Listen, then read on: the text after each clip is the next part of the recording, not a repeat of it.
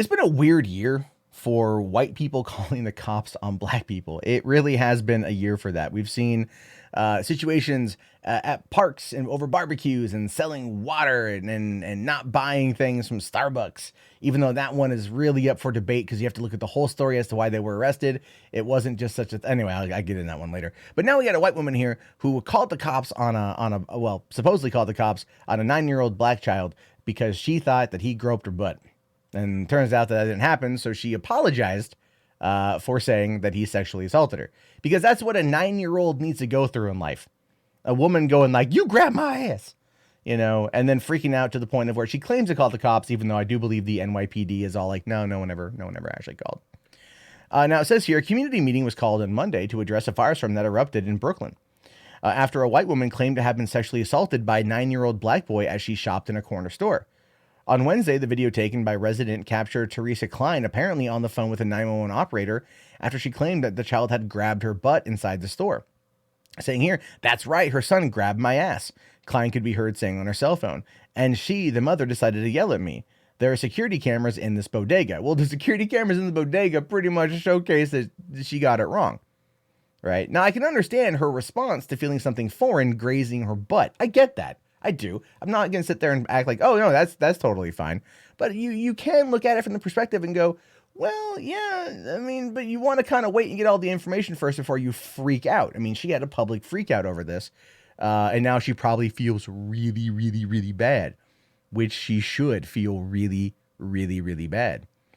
It says here, the young boy and his sister, dressed in school uniforms, are carrying shopping bags, could be seen and heard crying and calling for their mother as she and other customers and residents tried to address Klein's accusations.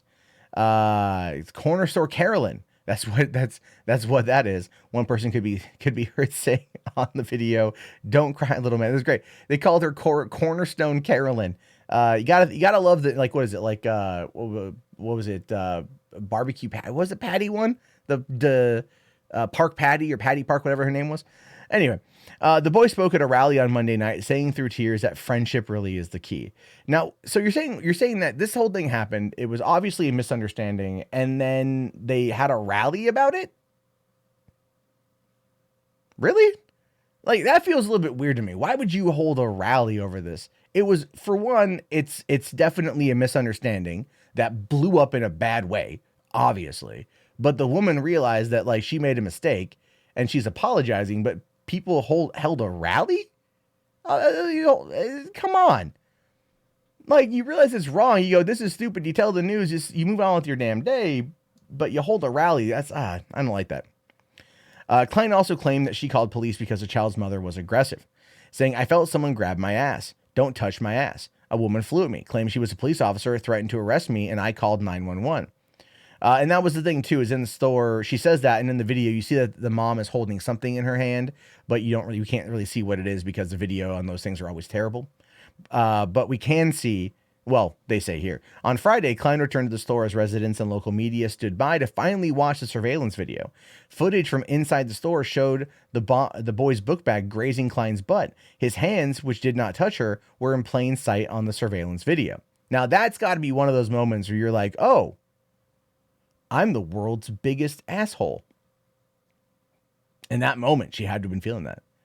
Made a big stink about it, made everyone freak out about it. Like, oh no, this boy don't grab my butt.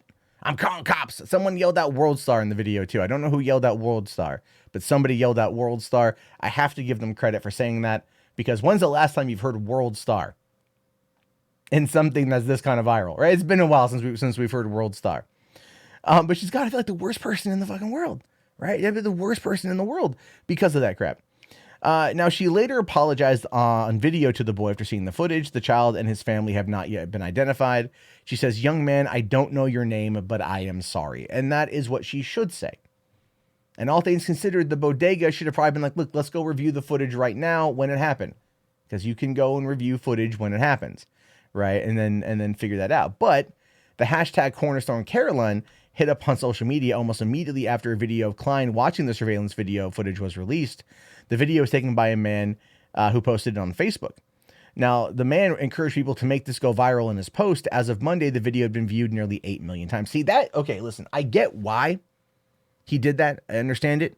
At the same time, at the same time, this woman, like, is that necessary to entirely bring the weight of this crap down on her?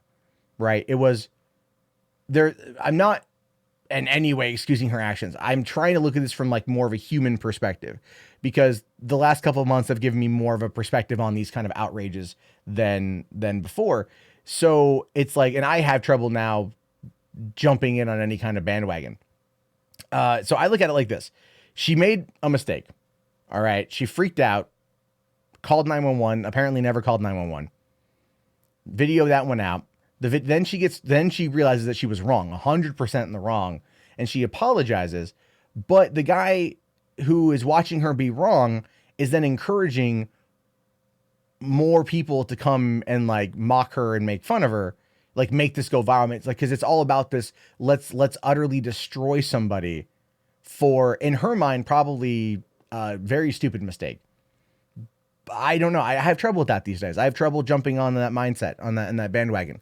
And just because I don't feel it's productive to the conversation, right? The parties aggrieved should definitely talk. The parties involved should definitely talk, but it's ultimately like no one else's business to an extent. But because of the way social media works and the way that these things operate, it becomes everyone's business. Because we're ultimately very voyeuristic by nature. We love to know, and this is true, we love to know what our neighbors halfway around the world are doing right now, for no other reason than you just want to know it.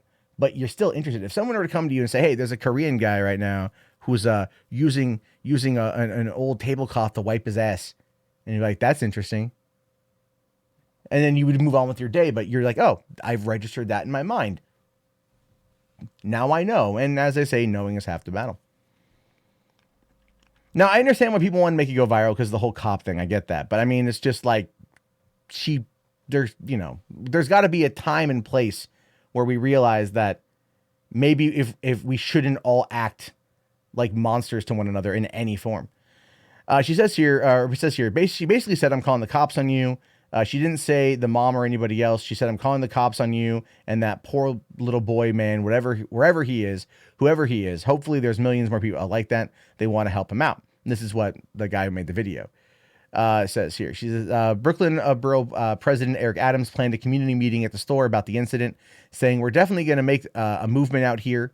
We're going to stop people. I will say people from dialing 911 unnecessarily. It's got to stop people. We will not continue to let this happen. And again, that's kind of an odd thing too. It's like, for one, she thought she had been sexually harassed by this kid. It's not like the girl who was selling water bottles without a permit, or people who are barbecuing in a park. Those are like the lady who stopped the guy from going into his apartment that he lives in, like that situation the other day. That was stupid. This is a thing where she thought she was assaulted and she freaked out and she made some stupid moves. That's how I view it. She's apologized. She wants to talk to the family to apologize. This isn't like she freaked out, went on the media, said, I was sexually assaulted, blah, blah, blah, blah, blah, then saw the footage. It's a different scenario overall. But unfortunately, again, we live like we talked about this yesterday with like Roseanne. We live in this cancel culture. We live in this cancel culture that if you make any mistake, you're out, you're done, right? It's like one and done, one you're gone sort of thing. And people relish in that. They really like that. And that's where it gets to be a little on the disturbing side, because I oftentimes go back and ask myself, have I ever been part of that type of culture? And I'm sure I have. I'm sure that I have that, oh, this person made a mistake, they've got to go. At some point, I'm sure I have. And the more I reflect on that, and this is just me personally speaking here, the more I reflect on that, the more I look back on those moments. And then as I assess new moments, I start to ask myself if that is in fact the right course of action. Should empathy be complete? Should apathy entirely replace empathy? Because I feel like we're more apathetic than we are empathetic. And it's because of the way the world works. We don't have any personal association or personal attachment to these stories, right? Most of what I cover from a very, very, very far removed third-party perspective, meaning that I have no emotional attachment to these stories. So trying to put myself in the shoes of these people is probably going to be for the best, because then that might help me understand the scenario and then understand how to better react to it. And that's kind of where I've been for a while, because, I don't want to see people completely destroyed for dumb things that they've done. You know what I mean? And that's a personal thing on me, and it's things that for other people as well. But it really does open your eyes to how people react in these situations and maybe what the appropriate response should be, because what we have been doing clearly isn't working. And so maybe it's time for a change to that type of behavior and that type of response.